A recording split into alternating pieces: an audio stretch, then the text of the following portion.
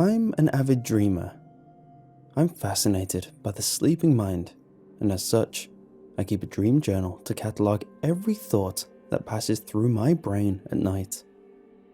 I set at least one alarm every day so that I am able to wake up during REM sleep and recall my grandest dreams. Sometimes I just go back to sleep, but for the most part, I keep up with it.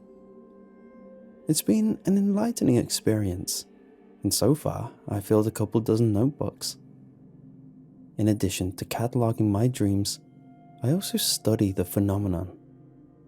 I've read almost every book on the subject and watched countless documentaries.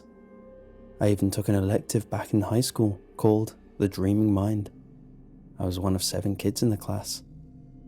In other words, most of my waking life is consumed by sleep in one form or another. One day, I visited the local author section of the town library in the hopes of finding a book on dreams that I hadn't read yet. This was the one section I'd never been in. I expected to find a bunch of self-published romance novels, and for the most part I did. But there was one non-fiction title that caught my eye. It was called Sleep Tactics: Exercises for a Mind at Rest by Jack Grovewood.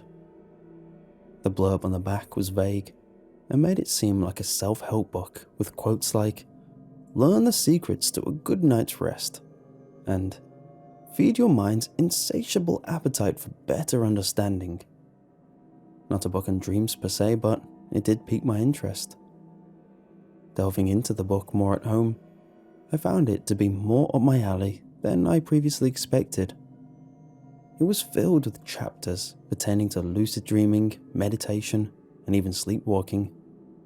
I was already familiar with most of the content, but it turned out to be an enjoyable read. It wasn't until the last chapter, though, that I was taken completely off guard.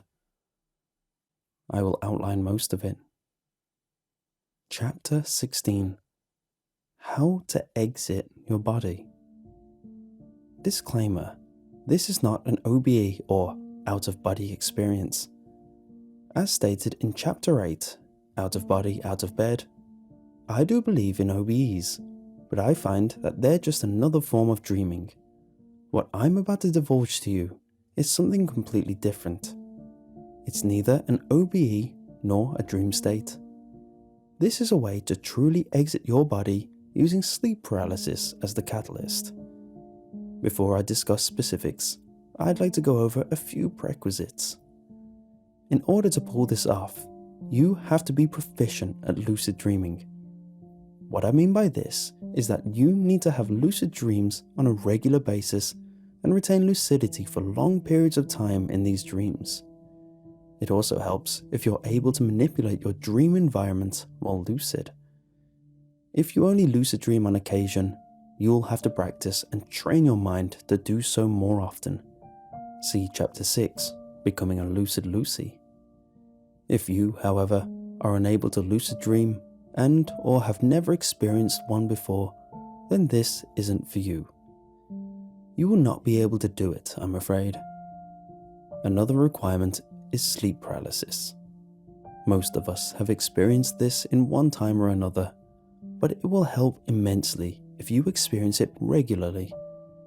Coupled with lucidity and a focused mind, sleep paralysis is your only way out of your own skin, so to speak. That's all you need in the way of mental capabilities, more or less. It's an added bonus if you have an OBE or have ever had a wake-initiated lucid dream. See Chapter 7, Wake Unto Sleep. Now onto the fun part. I'm going to lay this out in a step-by-step fashion, followed by a more detailed explanation of what to expect upon achieving your first departure. Keep in mind, results may vary. Step 1. Fall asleep on your back in a slanted position. It could be on a recliner or a car seat, but your body has to be diagonal relative to the ground. That's the only way I've been able to get this to work. For one reason or another, gravity plays a role. Step 2. Attain sleep paralysis. This is more of a waiting game than a step, as you can't really execute this at will. You'll just have to keep trying until it happens. When it does, lucidity is key. You have to be aware that you're in a state of sleep paralysis and be unafraid of your lack of mobility. This is one of the ways being a lucid dreamer comes in handy. Step 3. Once paralyzed, attempt to move your legs. If you're in the proper position, at least one of them should be mobile. If you can't move either of them, then you'll have to start over and experiment by tilting your seat in different positions. Step 4. Upon freeing one or more of your legs, attempt to free your arms. They should feel incredibly stiff and heavy, and you shouldn't be able to move them, try as you might. You should, however, feel a sharp sting in your head. Don't be alarmed, you're not having an aneurysm. This is completely normal and is necessary to making your exit. Step 5. As difficult and strenuous as it may be, keep trying to move your arms. As you do this, attempt to move the rest of your body as well. Put everything you have into fighting the paralysis. Just don't fall back asleep. Step 6. As you wrestle with your mind and body, the stinging sensation in your head is going to get exponentially worse. It won't cause you pain, but it will create a great discomfort. Let it happen. As the sensation in your brain builds, you'll start to feel yourself drift away from your body. Don't fight it. Your mind is like a rubber band, and it will bounce back from where it's being stretched. Don't let it. Follow the flow of departure. If you steal your mind's focus and follow these instructions to a T, you will have successfully exited your earthly meat sack and unlocked a marvel of the mind that has only just begun to be understood. And that's the gist of it. The author went on to say that the world you find yourself in upon departure will harbour some differences to the one you started in. It will appear similar in almost every way. However, there will be no people. None at all. On top of that, nothing will budge. Everything remains in its place, as still as can be. After explaining how to re-enter one's body, the author ended the chapter with an eerie warning. Whatever you do, don't go near the water. Needless to say, I was dumbfounded. The entire book up to that point was factual, but that last chapter seemed like something right out of a science fiction novel. It certainly made for an interesting read, but I couldn't make heads or tails of it. Why have such an out-of-place pseudoscience chapter in an otherwise reputable book? It didn't make any sense. About a week passed before I thought about the book again. It was just about time to return it to the library, so I decided to reread it, namely the last chapter. As absurd as it seemed, I teetered between laughing it off once and for all, and actually giving it a shot. I did meet all of the requirements, and it would amuse me to some small extent. I could, at the very least, say that I tried it out. After much private deliberation, I decided, why the hell not? I knew it wasn't going to work, but part of me thought that maybe something would happen. Plus, was there really anything better for me to do during an episode of sleep paralysis? The only minor nuisance was that I'd have to sleep on one of my recliners instead of the comfort of my king-size Serta mattress. But it'll only be one night. I slept on worse things before. Long story short, I had 3 episodes of sleep paralysis on the night in question. First one, I was too groggy, completely forgot about the book, and quickly fell back to sleep. Second one lasted a bit longer, and I remembered to try the method. I could just barely move one of my legs, and upon trying the arms, I did feel a small but noticeable discomfort in my head. I wondered for a second if the method was really leading to something, and then became a bit excited over it. Because of this, I woke up. Reflecting on what had happened, I became intrigued. I still didn't believe that I could exit my body, but I knew something was going on. I decided to tilt the recliner back a bit and try again. This time, I would have better control. Next episode came pretty quick. I hadn't fallen asleep yet, but my body was getting ready to. This is it, I thought. I allowed the paralysis to fully set in before attempting anything. It was difficult not to fall asleep, but I managed.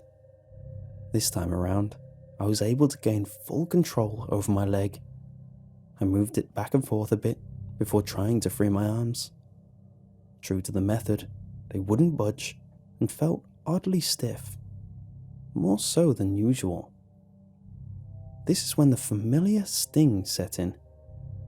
It jarred me, but I kept going. The more I tried to move my arms, the greater the sting grew. Believe it or not, as I continued, I did in fact feel myself drifting away from my body. I tried to keep it up, but my nerves got the best of me. I lost all control for just a moment and jolted right back into my body, immediately waking up in the process. This experience startled me. It was beginning to seem more and more likely that the last chapter of the book was somehow accurate. My curiosity became aroused to such an extent that I had to tell someone about it. Luckily, I knew just the person. My buddy Josh is a character. He believes in a lot of what I don't. Because of this, we butt heads on a lot of topics. In simple terms, I'm a skeptic and he's a believer. One thing we both share a love for, however, is dreams. He's the only person I can talk to at length about the subject. He also happens to meet the same requirements for departure. I was hoping he could join me in a sleep session and help me get to the bottom of what was happening. I called Josh up and told him everything. He was ecstatic, as I knew he would be. He agreed to meet me the following night at my place for departure. In his mind, this was definitely going to work, but I was still wary. In any case, I was happy to have someone else to tag along for the ride. Fast forward to the following night. We hang out for a bit, and I show Josh the book. His eyes grow wide upon reading the final chapter, and he can't wait to try it out for himself. I told him not to get his hopes up, but it was clear to me that they already were. We laid down at opposite ends of my living room on my two recliners. Josh cracked a joke about how this was the first time we'd be sleeping together. I threw a pillow at him, and then we were off. Shut-eye was right around the corner. This is when things get weird. I didn't have an episode of sleep paralysis right away, but I did end up waking up a few hours into my nap. I noticed that Josh was fast asleep in the recliner across the room. Having to empty my bladder, I walked past him to get to the bathroom, tripping over his leg in the process. I met the floor with a thud and turned around to see if Josh had woken. He hadn't. I knew he was a heavy sleeper, but he should have woken up given the commotion. Worried, I yelled his name. Nothing. I tried shaking him. Still nothing. I grabbed a wrist and checked his pulse.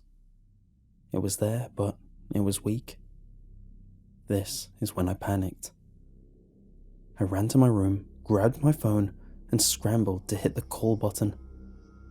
Just as I was about to dial 911, I heard a loud gasp from the next room, like a diver coming up for air.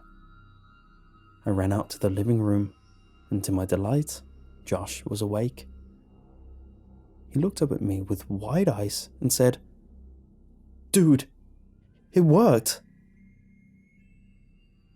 I was flabbergasted. Though Josh was an over-enthusiastic believer and downright stubborn at times, he was no liar. I asked him over and over again if he was sure it wasn't just a dream, and he said he was 100% certain. I believed him.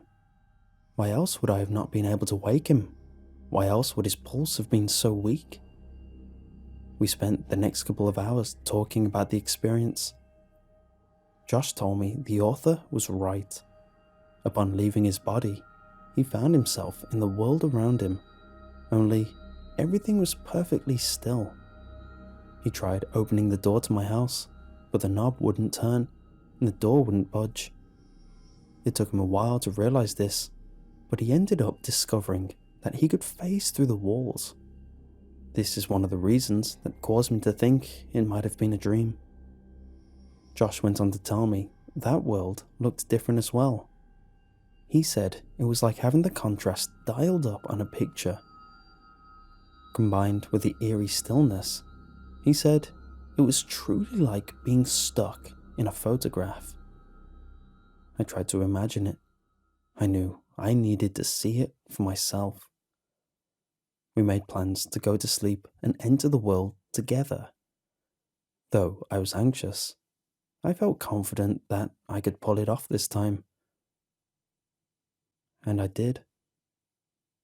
I made my first successful departure that night and found Josh waiting in the room for me next to his sleeping body.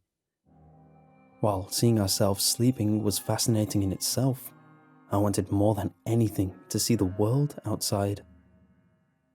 For a few weeks, Josh slept over at my house, and we explored the new world. It was fun and downright addicting. Curiosity was what kept us going. We wanted to know more about the odd realm we'd found ourselves in. Here are just a few things we learned. The lighting is fixed.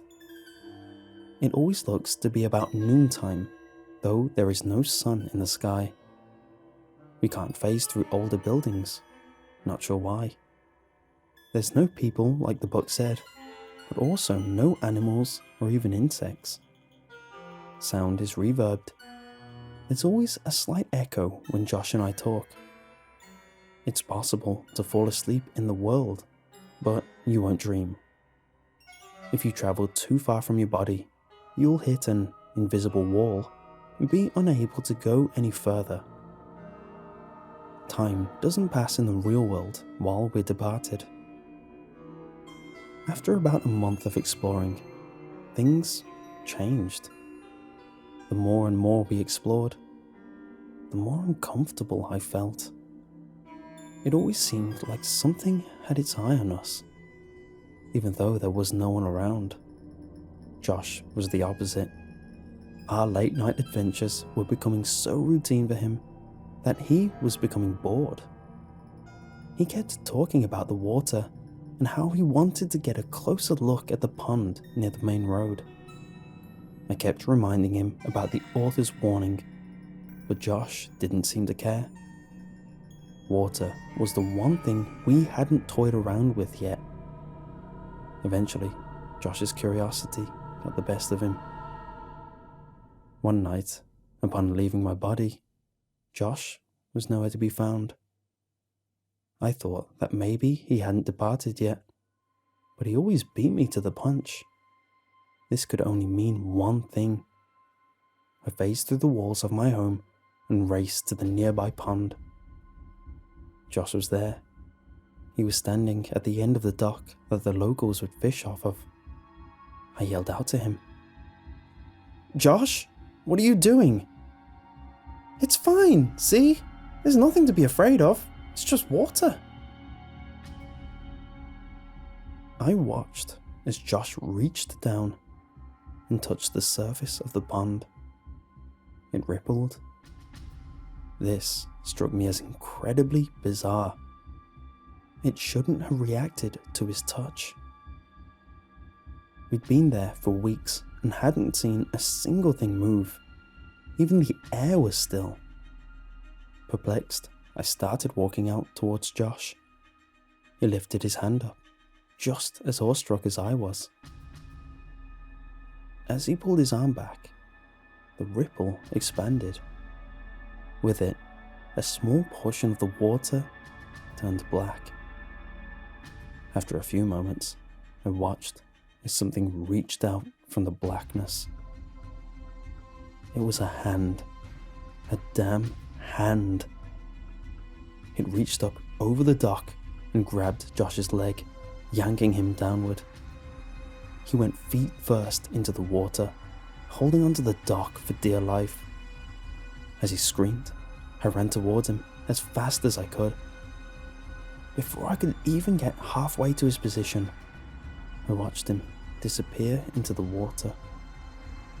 I ran the rest of the way, but the blackness had faded and returned to normal. My best friend was gone. Breathless and in shock, I ran away.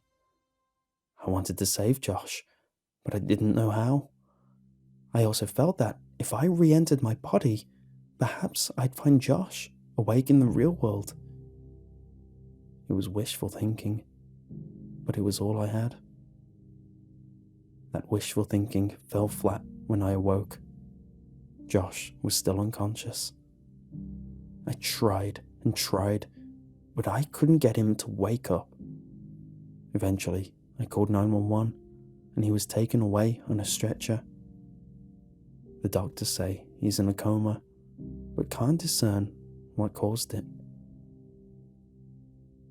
And that's everything. I'm a wreck over what happened. I tried visiting Josh in the hospital, but I can't face his parents, and they're always there. Instead, I go out to the pond in the real world, hoping that somehow I'll find answers. All I do end up finding are more questions. I haven't even departed since Josh was taken. I've tried, but something's holding me back. Might be fear. Josh's analogy was right. That world is like a photograph, a still frame of the world we were never meant to see, a moment frozen in time with a layer of reality stripped away.